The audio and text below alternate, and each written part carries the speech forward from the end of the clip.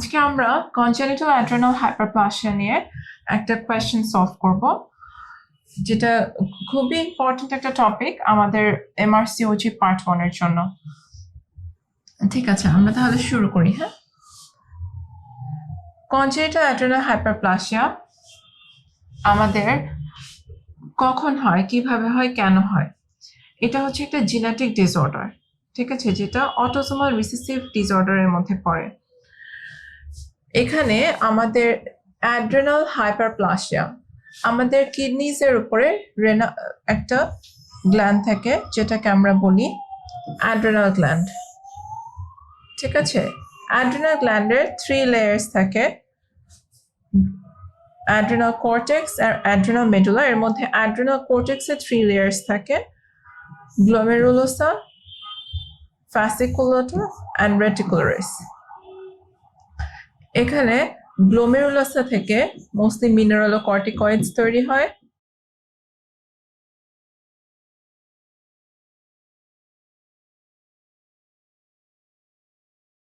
fasciculata থেকে glucocorticoids mostly,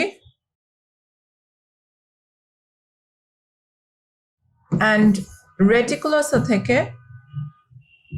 adrenal steroids, androgens।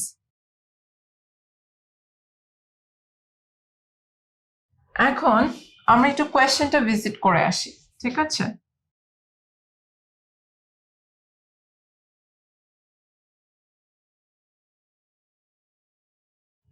An infant is born at term by normal vaginal delivery. When the baby is 18 days old, he is brought to the emergency department by his parents. The pediatrician diagnosed a salt wasting crisis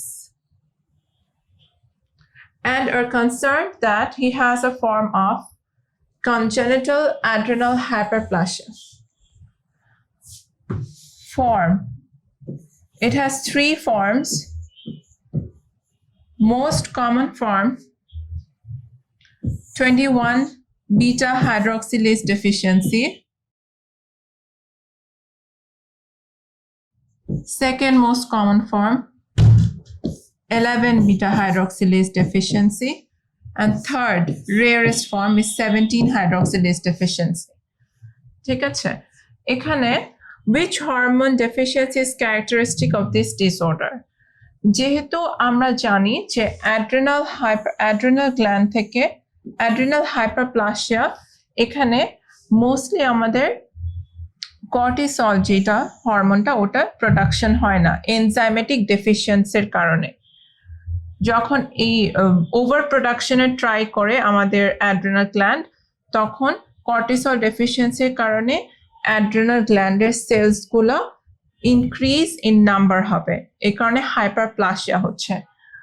যেহেতু আমরা জানি যে mainly যেহেতু glucocorticoid প্রোডাকশনগুলো হয় না, glucocorticoid causes ওর কিছু salt wasting crisis, যেহেতু বলা আছে glucocorticoid itself has some mineralocorticoid activity, minimum, but it has some mineralocorticoid activity. Therefore আমাদের সোডিয়াম পটাশিয়াম পাম্প, যেটা নর্মাল কাজ হচ্ছে sodium reabsorption and potassium excretion. তো এখানে সোডিয়াম রিঅ্যাবজর্পশন হয় না, এই কারণে সোডিয়াম ফল করে এবং পটাশিয়াম এক্সক্রিশন কমে যায়, পটাশিয়াম রাইজ করে। মোস্ট কমন ফর্ম যেটা আমরা জানি 21 বিটা হাইড্রক্সিলেজ। ঠিক আছে, এখানে হচ্ছে কর্টিসল তো ডেফিশিয়েন্ট থাকে, তার সাথে সোডিয়ামও ডেফিশিয়েন্ট থাকে এই কারণে। ঠিক আছে, 11 বিটা হাইড্রক্সিলেজের আরেকটা ব্যাপার আছে, এখানে it is the second most common form of congenital adrenal hyperplasia. এবং এখানে ভ্যারিজ, আমরা এখানে দেখবো যে পেশেন্টের হাইপোটেনশন হয়, এখানে আমরা দেখতে পারবো যে এখানে সিনারিওটা একটু ডিফারেন্ট, এখানে হাইপারটেনশন হয়। ঠিক আছে, যেহেতু এনজাইমস গুলো ডিফারেন্ট, এক একটা ডিফারেন্ট লেভেলসে কাজ করে, যখন 11 বিটা হাইড্রক্সিলেজ ডেফিসিয়েন্সি হয় তখন ওটা আমাদের হাইপারটেনশন হয়। এবং 17 যেটা, এখানে এইসব পেশেন্টের কমপ্লেইন থাকে ইনফার্টিলিটি, ঠিক আছে, অলিগোমেনোরিয়া এগুলো এক্সট্রা কমপ্লেইন থাকে 17 হাইড্রক্সিলেজ ডেফিসিয়েন্সির পেশেন্টের। সো ওভার হিয়ার আমরা দেখতে পাচ্ছি cholesterol is a precursor.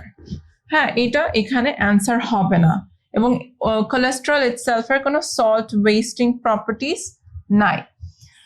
Cortisol, although it's a glucocorticoid, it has some mineralocorticoid activity.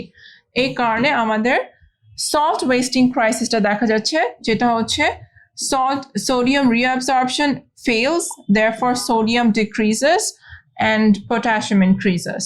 So the most appropriate answer over here is cortisol. Okay, dihydrotestosterone, estradiol, and testosterone, these do not have any mineralocorticoid activity, therefore এখানে salt wasting ক্রাইসিসটা ওটার সাথে যায় না। As a result, এখানে the most suitable answer is cortisol. Thank you everyone.